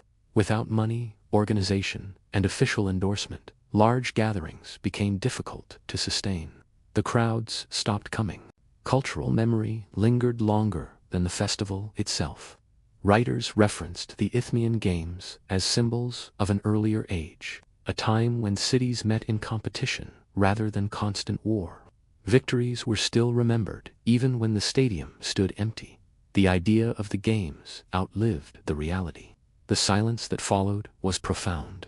A space once filled with shouting crowds, music, bargaining, and prayer returned to quiet. Pine trees grew where spectators once gathered. Stone structures weathered. The movement that had defined the isthmus slowed, though it never truly stopped. Yet disappearance does not mean failure. The Isthmian Games succeeded precisely because they were not eternal. They reflected the values of their time: belief in the gods, pride in the body, respect for skill, and fascination with public spectacle. When those values changed, the games no longer belonged. What remains is influence. Modern sporting events, festivals, and international competitions still echo the Isthmian model. The blending of sport, culture, commerce, and identity continues. Crowds still gather for shared experience. Cities still seek prestige through spectacle. The Isthmian Games ended, but their purpose did not vanish. They remind us that civilizations express themselves not only through laws and wars, but through the moments when they come together to compete, celebrate, and be seen, if only for a little while. For the Romans, wine was not an indulgence reserved for celebration. It was a constant presence woven into daily routine. religious ritual, and social identity. Soldiers received wine as part of their rations. Laborers drank it to dull exhaustion. Elites discussed it with the seriousness usually reserved for politics. Even children encountered wine early, heavily diluted with water, learning its taste long before adulthood. To live in the Roman world was to live surrounded by wine. Rome did not invent winemaking, but it transformed it into an imperial system. Wherever Roman power expanded, vines followed. Veterans were settled on conquered land and encouraged to plant vineyards. Provinces were reshaped not only by roads and forts, but by trellised hillsides and cultivated valleys. From the cooler regions of Gaul to the sun-baked landscapes of Syria, Roman viticulture adapted to local conditions while imposing standardized practices. Wine became a marker of Roman presence. If wine was being produced, Rome had arrived. This expansion was supported by careful observation. Roman agricultural writers treated viticulture as a technical discipline. They recorded soil quality, slope orientation, pruning schedules, and harvest timing with meticulous attention. Different grape varieties were matched to different climates. Failures were analyzed. Successes were copied. Wine was not left to chance. It was engineered. Wine also functioned as a social signal. Quality mattered. A host's reputation could rise or fall based on the wine poured at dinner. Serving an aged vintage demonstrated wealth and patience. Serving cheap or poorly stored wine suggested carelessness or insult. Even among ordinary Romans, preferences existed. Not all wine was equal, and everyone had opinions. Yet despite this obsession, Roman attitudes toward wine emphasized control. Drinking wine undiluted was considered barbaric. To consume it straight was to surrender reason. Proper Romans mixed wine with water, balancing pleasure and restraint. Excess was mocked and feared, even if it was practiced quietly. This contradiction defined Roman wine culture. Wine was everywhere, deeply loved, and endlessly discussed, yet always surrounded by rules. It was both a daily necessity and a moral test. In mastering wine, Romans believed they demonstrated mastery over themselves, their land, and the vast empire that carried their vineyards from one horizon to the next. Once wine became central to Roman life, controlling its production became a matter of imperial importance. Vineyards were not planted randomly. They followed expansion, settlement, and strategy. Land granted to veterans was often ideal for viticulture, ensuring both economic stability and cultural continuity. A province that produced wine could support itself and export surplus back into Roman trade networks. Romans studied land carefully before planting vines. Hillsides were preferred, especially those with good sun exposure and natural drainage. Soil was tested by touch and smell. Poor land might grow grain, but good land grew vines. Vineyards demanded patience. Years passed before full production began, and only stable regions could sustain that investment. This made viticulture a quiet declaration of long-term control. Different regions developed reputations. Wines from Italy were prized, especially those from Campa and Latium. Over time, provincial wines from Gaul, Hispania, and North Africa gained recognition.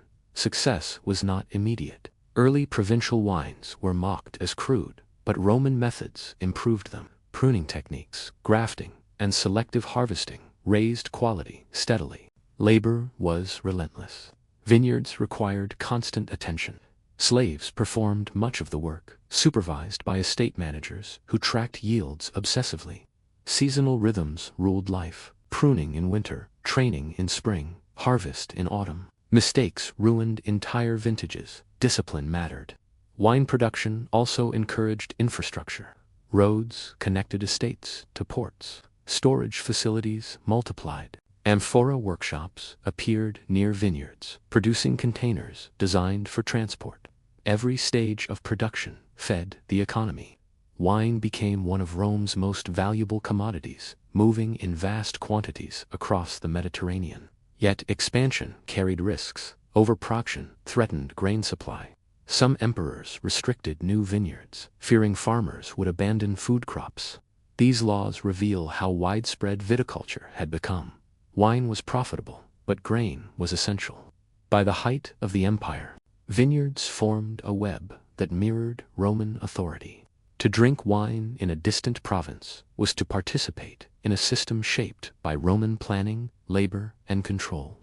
Wine traveled where legions had gone, and its presence confirmed that Roman order had taken root deeply enough to grow something that required patience, stability, and time. When harvest season arrived, vineyards became sites of intense activity. Timing mattered more than force. Grapes harvested too early produced sharp, thin wine. Grapes left too long risked rot or loss to birds. Estate managers watched the vines carefully, judging readiness by color, sweetness, and texture. The decision to harvest was irreversible. Once grapes were cut, the year's work was locked in. Harvesting was manual and exhausting. Workers cut grape clusters by hand, piling them into baskets and carrying them to pressing areas. Speed mattered. Grapes spoiled quickly once detached from the vine. Pressing often began the same day, sometimes immediately in the fields. Pressing was done with feet or wooden presses. Workers crushed grapes in shallow vats, allowing juice to flow into collection basins. This first pressing produced the best wine. Later pressings, involving heavier pressure, yielded lower quality liquid used for everyday consumption or for slaves. Nothing was wasted. Fermentation occurred naturally. Yeast present on grape skins transformed sugar into alcohol without scientific understanding. But Roman vintners recognized patterns. Temperature mattered. Containers were kept in cool, shaded areas. Frothing signaled success. Off smells warned of failure. Winemaking required experience more than theory. Juice was transferred into large clay containers, often buried partially in the ground to regulate temperature. These vessels allowed slow fermentation and settling. Sediment sank to the bottom, clarifying the liquid above. Vintners tasted regularly, adjusting methods when possible. The process was risky. Entire harvests could spoil. Mold, excessive heat, or contamination ruined wine. Failure meant economic loss and social embarrassment. Success meant reputation and profit.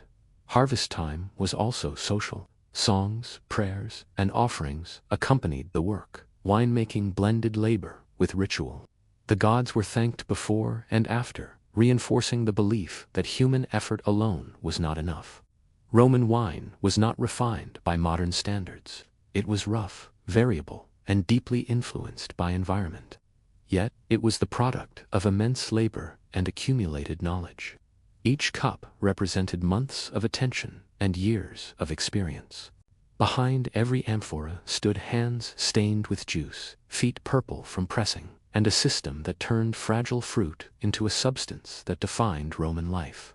Once fermentation settled, wine entered its longest and most uncertain phase, storage. Romans did not bottle wine as we know it. Instead, they relied on clay amphor, tall ceramic vessels sealed with resin or pitch. These containers shaped how wine tasted, aged, and survived transport across the empire. Amphoe were porous. Air slowly passed through their walls, allowing wine to change over time. This made aging possible, but unpredictable. Some wines improved with age, developing complexity and smoothness. Others turned sour or spoiled. Aging was an experiment, repeated year after year, guided by memory rather than measurement. To control this process, amphoe were often stored in cool cellars or partially buried in the ground. Sealing was crucial.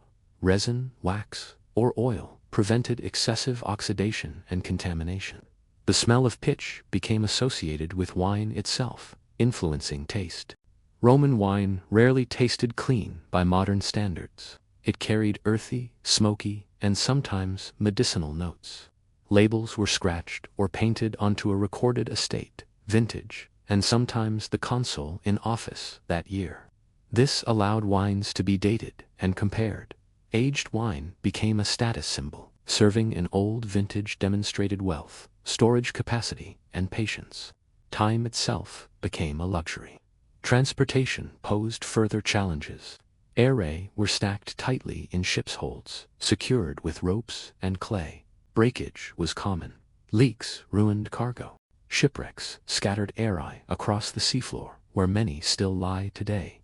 Wine was valuable, but fragile. Different wines aged differently. Some were meant to be consumed quickly, others improved over decades. Roman writers debated ideal aging times passionately. Opinions varied, but consensus existed that skill and luck mattered equally. Aging also blurred the line between wine and medicine. Older wines were believed to have health benefits. They were prescribed for digestion, wounds, and fevers. Taste mattered less than effect. Through amphu, wine became a traveler. It carried regional flavors across vast distances. It allowed a drinker in Rome to taste Hispania, Gaul, or the eastern provinces. Wine aged not only in clay, but in motion, shaped by time, transport, and chance. In Roman hands, aging was less about perfection than transformation. Iri captured wine at one moment and released it years later as something changed, unpredictable, prized, and inseparable from the empire that carried it. Roman wine rarely tasted the way modern drinkers expect.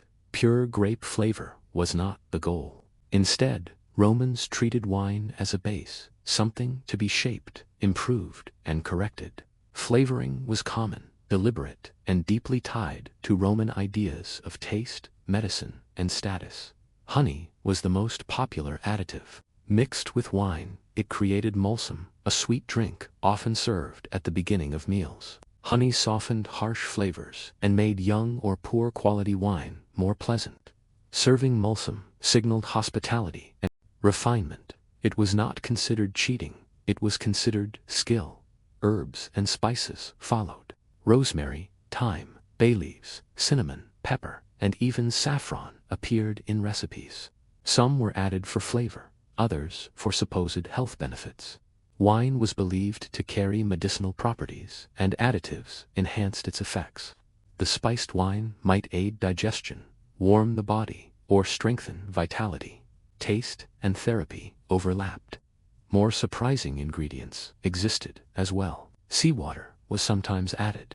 Deliberately, this stabilized wine and altered flavor, giving it a sharp mineral edge. To Roman palates, this was not strange. It reflected the empire's maritime identity. Salt preserved, seawater corrected imbalance. What sounds unpleasant today was once sophisticated. Resin, already present from amphora seals, became part of the flavor profile. Rather than remove it, Romans embraced it. The line between storage artifact and intended taste was thin. Wine absorbed its container, its environment, and its treatment. Experimentation was constant. Estate owners guarded recipes. Success brought reputation. Failure brought ridicule. Taste was subjective, but consensus formed around what was fashionable. Trends shifted. What one generation admired, the next mocked. Quality mattered. Flavoring could improve mediocre wine, but excessive manipulation signaled low status. The elite claimed to prefer subtle enhancement, even when indulging heavily. Moderation was praised, even if rarely practiced. These practices reveal something essential about Roman culture. Wine was not sacred in its raw state. It was meant to be worked, adjusted, and perfected through human intervention. Nature provided grapes. Romans provided order. In shaping wine's taste, Romans expressed their broader worldview. Civilization meant control. Refinement meant improvement. And wine, endlessly altered and debated, became a canvas for Roman identity, layered, ambitious, and never satisfied with leaving things as they were. Despite their enthusiasm for wine, Romans believed firmly that how one drank mattered more than how much. Drinking wine undiluted was considered dangerous, univized, and morally suspect.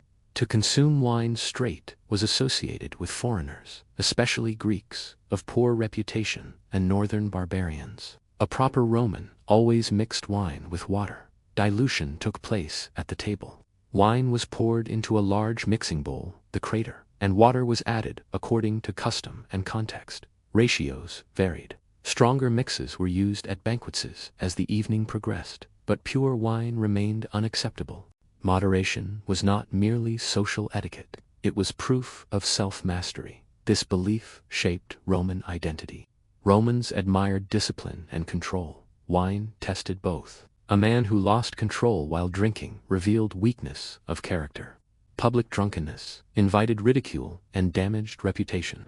Excess was tolerated privately, but condemned publicly. The ideal Roman drank deeply, without surrendering authority over speech or behavior. Symposia and banquets followed structured drinking patterns. Toasts were offered to gods, ancestors, or political figures.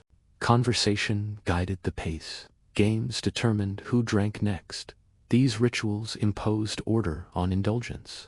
Wine loosened tongues, but ritual restrained chaos. Women faced stricter expectations. Respectable women were expected to drink little or not at all. Stories circulated of women punished for drinking wine, reflecting anxiety about female independence. Wine symbolized freedom, and freedom was closely monitored, yet contradictions persisted. Roman literature is filled with tales of drunken emperors, senators, and generals. Satire mocked hypocrisy. Moralists complained endlessly, suggesting the problem was widespread. The rules existed precisely because they were often broken. Dilution also had practical benefits. Roman wine was strong, unstable, and sometimes harsh. Water softened flavor and reduced spoilage. It made wine safer to drink daily. Control aligned with convenience. Ultimately, Roman drinking culture reveals a society obsessed with balance. Wine was essential, pleasurable, and respected, but also feared. It blurred boundaries between reason and excess. By diluting wine, Romans symbolically diluted danger itself. To drink like a Roman was to walk a line, enjoying abundance without surrendering discipline. The cup was never just a cup. It was a test of character, culture, and control in liquid form. Wine in Roman society was never just about taste. It was a performance carefully staged to communicate status, generosity, and cultural literacy. What you served, how you served it, and to whom all mattered. A Roman dinner was a public statement, even when held behind closed doors. Elite hosts used wine to display refinement. Serving aged vintages signaled wealth and patience. Offering rare regional wines demonstrated access to trade networks and influence. Even the order in which wines appeared mattered. Cheaper or sweeter wines often opened the meal, while stronger or more prestigious ones followed. Guests noticed, they always noticed. Tableware reinforced these signals. Fine cups, decorated mixing bowls, and elegant ladles elevated the experience.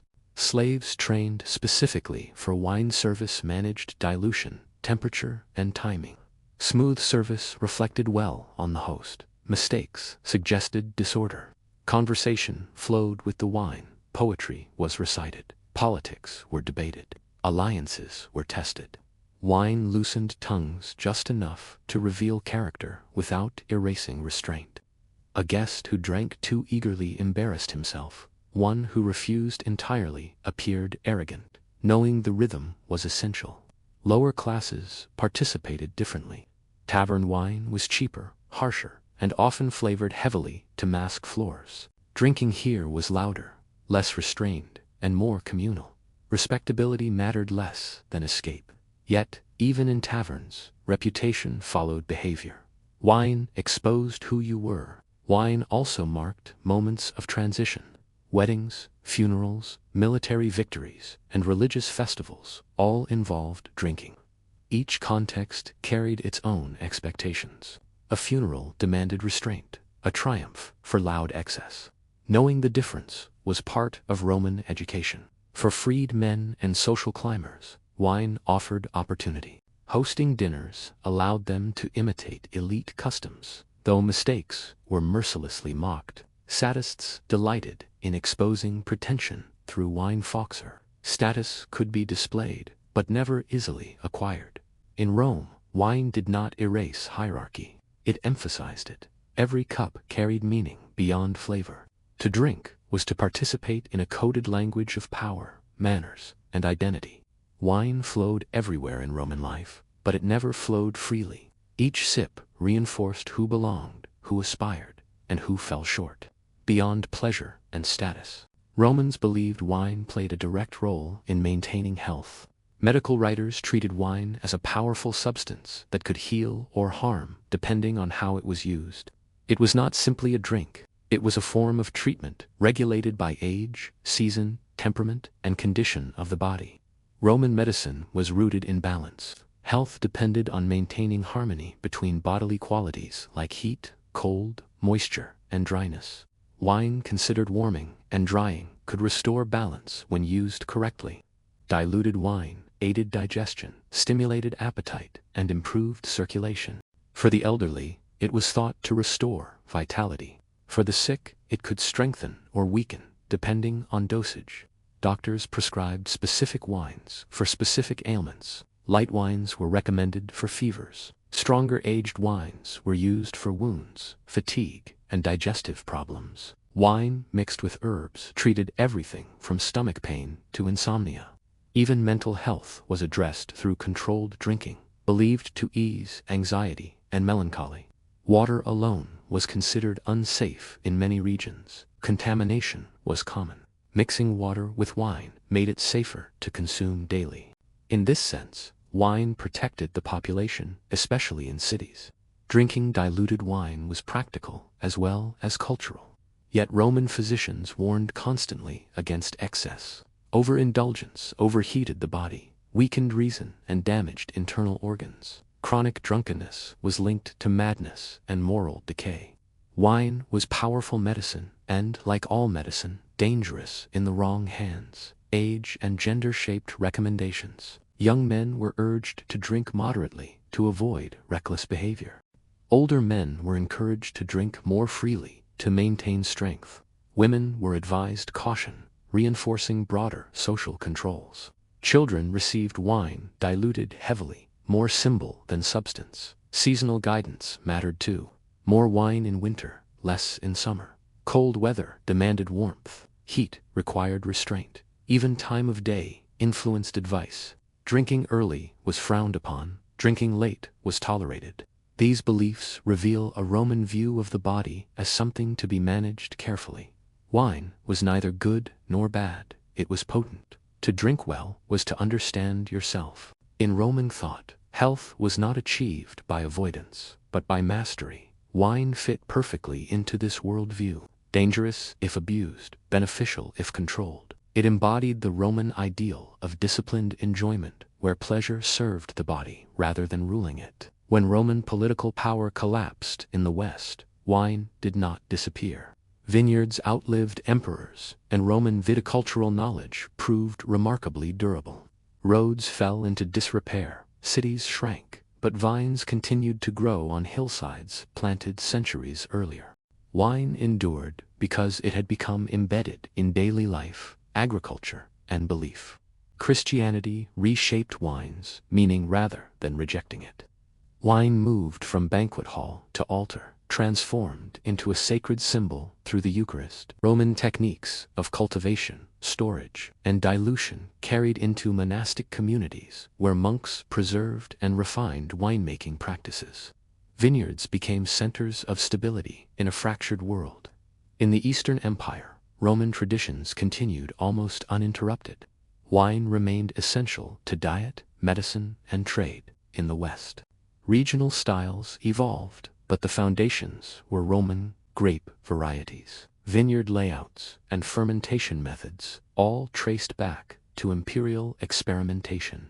The idea that wine should be moderated survived as well.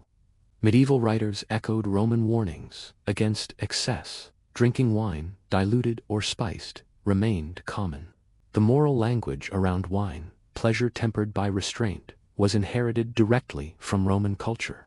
Modern wine culture still bears Roman fingerprints. The spread of vineyards across Europe follows Roman roots. The concept of terroir, matching soil and climate to grape, echoes Roman observation. Aging wine, labeling by vintage, and treating wine as both daily drink and luxury all have Roman precedents. Even the act of watering wine, once universal, lingers symbolically in customs and rituals. Though modern drinkers prefer purity, the Roman belief that wine is something to be managed rather than consumed blindly remains influential. Roman wine was not refined by modern standards. It was often rough, flavored, and unpredictable. Yet its importance was unmatched. Wine shaped landscapes, economies, and social life across an empire. In the end, Roman winemaking was about control over nature, over the body, and over culture. The vine became a tool of civilization. Long after Rome's fall, its vineyards continued to produce, quietly preserving an imperial legacy, one cup at a